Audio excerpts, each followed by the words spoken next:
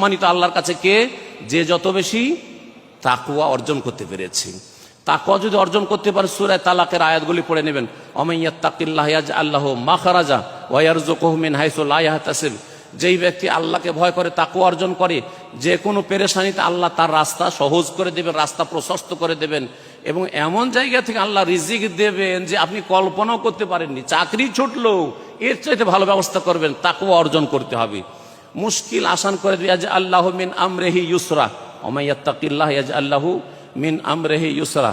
গুনাহ খাতা আল্লাহ মাফ করে দেবে। ওমাইয়াত্তাকিল্লাহ ইউকাফির আনহু সাইয়্যাতিহি ওয়া ইউযিম লাহু আজরা। যেই ব্যক্তি তাকওয়া অর্জন করবে, আল্লাহকে ভয় করে গুনাহ থেকে বেঁচে থাকবে, ফরজ ওয়াজিবগুলি আদায় করবে, শিরক মুক্ত হবে, বেদাত মুক্ত হবে, হারাম নাজায়েজ থেকে নিজের জীবনকে পাক পবিত্র করবে, আল্লাহ বলছে ইউকাফির আনহু সাইয়্যাতিহি, তার ভুল ভ্রান্তিগুলি পাপগুলিকে মোচন করে দেবেন। ওয়া ইউযিম লাহু আজরা, মহা পুরস্কার আল্লাহ পাক তাকে দেবেন।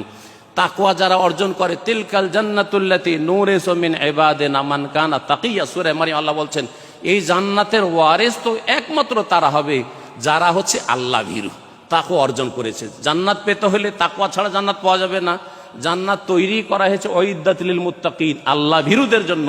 তাকওয়া যারা বেঁচে থাকে আল্লাহর ভয়ে গুনাহ থেকে, তাদের জন্য।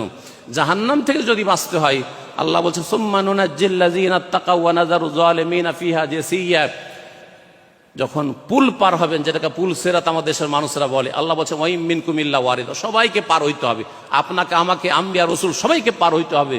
কিন্তু সেখানে একমাত্র রক্ষা পাবে কারা?